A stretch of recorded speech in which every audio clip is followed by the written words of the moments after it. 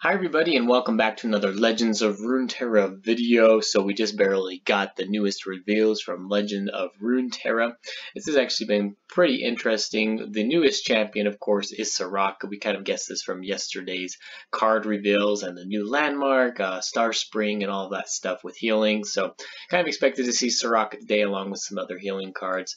And yeah, let's go through these cards here. So for some reason they start up with the level up Soraka. So I think the original Soraka is down here at the bottom, a 3-drop, 1/6, a very similar stat line to Tom Kinch. Tom Kinch is a 2/6, Soraka is a 1/6 3-drop, so coming out a turn earlier than Tom Kinch, who comes out with 4 mana as a 4-mana unit.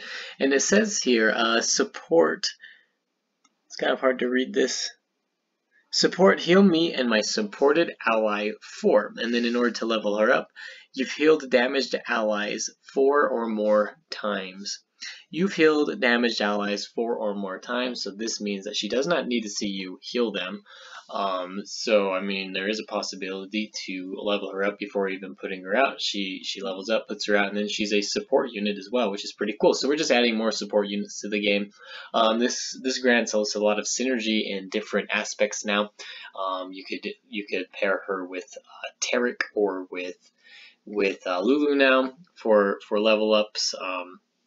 Yeah, because she's kind of in this heal sort of archetype, we can combine her with Tom Kinch, we can combine her with Vladimir, we can combine her with Swain, a whole bunch of different champions. So I like the way this is looking. I like how she can fit in these different archetypes and then make them work in a sort of different capacity as well.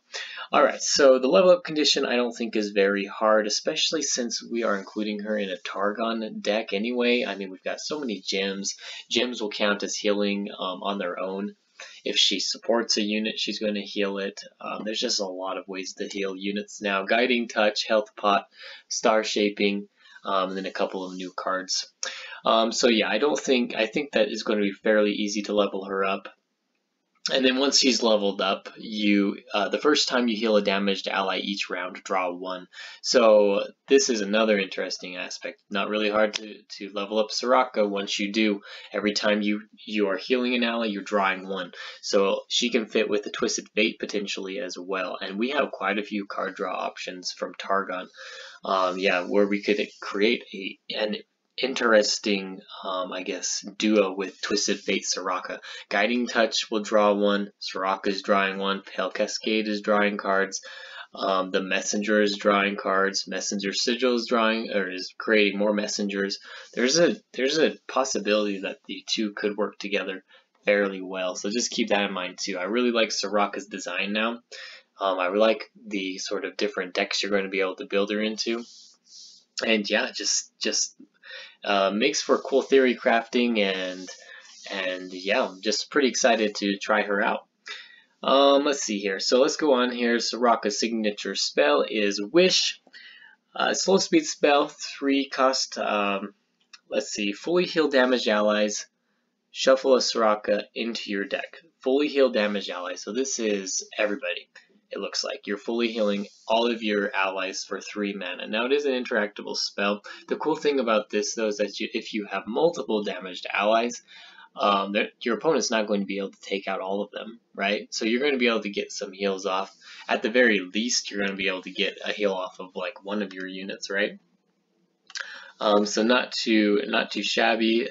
This looks like a pretty good card to include into a Soraka deck, especially if you're using Star Spring as well.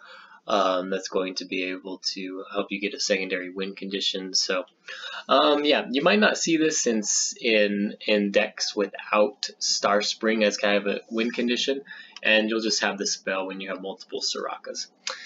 Slow speed spell, heal all of your allies, isn't really going to help you that much in a healing capacity, right? This is more working towards the win condition of Star Springs. There's a lot more reliable ways to heal your allies with burst speed, and don't have to kind of worry about the slow speed spell. That's kind of my prediction with this. I don't think we'll see it in decks without Star Spring. Alright. Over here we got a 4-cost burst speed spell, Astro Protection. This is heal an ally 4 and grant it +0/+4. So automatically looking at this card, this looks like a Tom Kinch support card. It is from Targon, but I mean if we are including Targon with Bilgewater, or combining the two together with Tom Kinch. This looks like a Tom Kinch sort of card.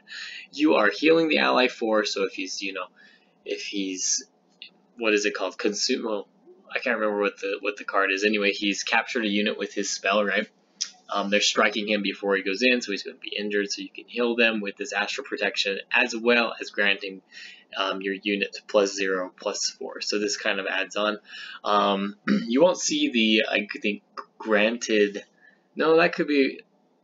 I'll have to see how the interaction is. I wonder if you get if it's simultaneous, so you get like a net gain of 8 health. That's probably how it works. You're going to get like a net gain of 8 health. So you're going to heal yourself 4, and then on top of that, you're going to get 4 more health. Is how I would kind of see it. Yeah, so this looks like a Tom Kinch sort of card, if you ask me. And then also this is just working really well. Soraka, 4 mana burst speed spell. It's pretty mana heavy, to be honest, especially if your unit isn't hurt all too much. Kind of the caveat here is, in order to get like the maximum value out of this card, you have to have a hurt ally. Otherwise, you're just granting it health, right? So this could be kind of weak in certain situations. If you've got a lot of bulky units that are able to survive, that are blocking into kind of, the heavy hitters on the enemy team, then this won't be a problem to get kind of good value out of. But if you're blocking into smaller cards, if you've got a lot of these in your hand early in the game, you're not going to get a lot of value out of the heal aspect, but they'll still get the additional health. All right, let's go on to Stargazer here. This is a 4 mana card from Targon. 3/4. When you heal a damaged ally, give it elusive this round. All right, so this is a pretty interesting card as well. Yeah. So this works really well with gems. You're preemptively using gems, you're healing your allies, and then if this card is out, they're gaining the elusive stat. I really like this. I mean, it's a temporary elusive, but this is actually really cool. This kind of reminds me of, I have a deck where I run Fizz with Targon and Tarek, and I'm using the gems, right, as kind of an elusive enabler. This is kind of like the same idea, where we have to use like the gems proactively in order to give our units elusive, but like it's worth it. You do need to make sure that they actually are healed, so they do need to be damaged. They do need to have taken some sort of damage this round. So there are some interesting ways to interact with that, like Transfusion, any of the Crimson cards really. Yeah, Crimson Awakener would be a really good card where you're damaging all of your units, and then you can play gems to heal them up. So yeah, this is like a pretty cool card. I really like this. I think this card is, I don't know, this may be overpowered. I don't know, I'll have to see how it works, but it seems pretty powerful, especially with the amount of healing cards that we have, and really the amount of self-harm cards that we have, and the ways that we have to protect them. Now that Targon has Bastion, it's going to be really hard to get rid of these units that you've hurt, and you can know if the Stargazer is going down, that this is kind of your plan, right? That you're going to be healing your units, they're going to be getting elusive. It really puts a lot of pressure onto the enemy. So yeah, I really like cards that kind of force your opponent to do things that they don't want to do in order to kind of save themselves and save their game, right? And this is kind of what the Stargazer does. It adds kind of a different mentality to the game, because this really is kind of like a win condition. And the opponent has to deal with it. But if you've got cards in your hand like Bastion or any other sort of spell shield enabler, this is going to be really, really hard to get rid of. And yeah, like, you have to make kind of tough choices. So this may be an overpowered card. I really like it though. Really, really like it. Yeah, another aspect that we could use with this card is in rally decks potentially with Soraka. If we're supporting a unit, right, we heal them up. They're granted the elusive stat with Soraka out. Looks like it is an automatic. So support goes automatic once you commit to your attack. So they should just automatically get the elusive stat if the Stargazer is down as well. So it's going to be really hard for them to block that unit, get rid of it. Yeah, I really like this card. I might come back to hate that statement if I'm going against it a lot and if it's going to be hard to kind of deal with.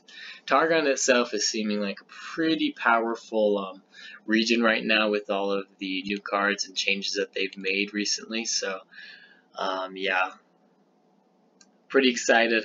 Really want to make a deck around Soraka now and Tom Kench. This looks like it's going to be a pretty fun expansion. So yeah, let's see who our last champion is going to be, and get excited for this new expansion coming October 14th, I believe. Alright, that's about it for this video. If you liked it, don't forget to subscribe to the channel, and we'll see you tomorrow. Thanks.